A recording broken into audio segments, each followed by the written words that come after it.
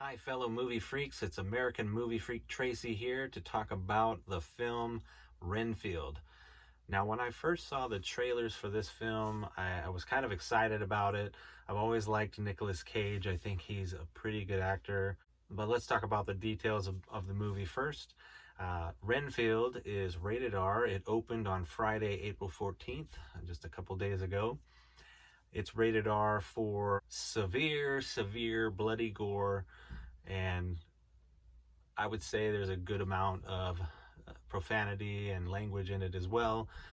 The runtime for this film is 1 hour and 33 minutes. The film stars Nicholas Hoult. He plays the role of Renfield. Mr. Renfield, welcome. Nicolas Cage plays the role of Dracula. I am Dracula. You will make a very good assistant. It also stars Awkwafina, who plays a character.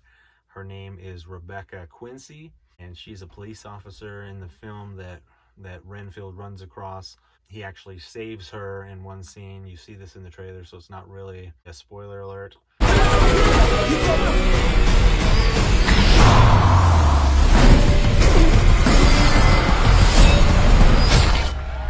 God bless you, Mr. Renfield. Oh, God bless you, nuns. You're a hero. Robert Montague Renfield.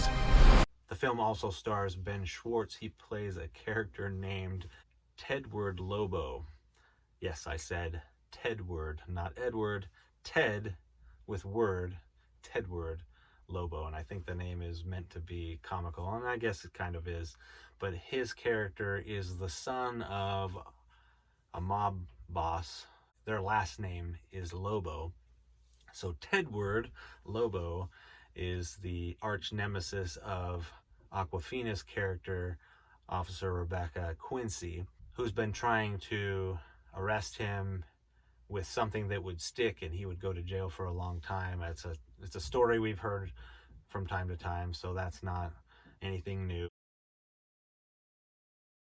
She arrests him twice in this film, and he gets out both times, and it's very frustrating, as you can imagine. It's an interesting take on the story of Dracula, something that we haven't seen before. So the plot of the film is that Renfield, 90 years ago, had an opportunity to stop being basically Dracula's assistant, and what that entails is he has to go out and find people for him to basically feed off of. As more time passed, he realized that that's not something he wants to do anymore. He starts going to a support group.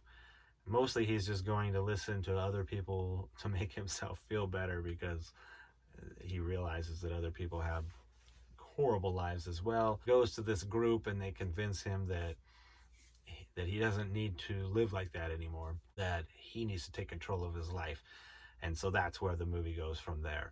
One of the interesting takes that I liked about the film was that Dracula gave him certain powers that would help him in his role of going to get his food. When he eats a bug, it gives him supernatural powers. So he uses those powers a lot in this film to display a litany of carnage. A lot of that is shown in the trailer. So if that's something that bothers you, I definitely do not recommend you go see this film. So it's got the profanity, it's got the severe blood and gore. Those are the reasons that it's rated R.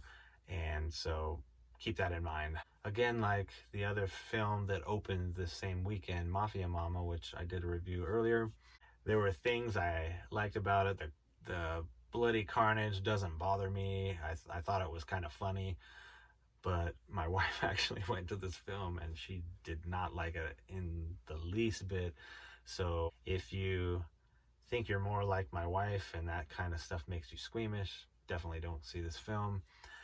If you're more like me and it doesn't bother you, maybe go see the film. But really, I gave this film a 5 out of 10. Not my favorite movie of this year or even of April. I think that it failed in achieving the mark that the trailer made it seem like it would achieve. and so that was a little bit disappointing for me. They did set it up to possibly have a sequel, so I think they're probably going to look at the resulting earnings that the film gets from opening weekend and its entire theatrical run, and that will make the decision whether they do a sequel or not. But they did set it up for that. That's really it for this film. Again, 5 out of 10. Don't really recommend you see it. Kind of a waste of time unless you're in the mood to see a little bit of carnage and have a few laughs.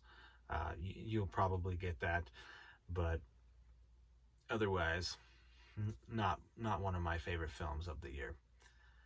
As always, thanks so much for watching. If you want to send me an email with any comments, suggestions, or criticisms, you can send it to me at AmericanMovieFreaks@protonmail.com, or you can leave a message in the comments below.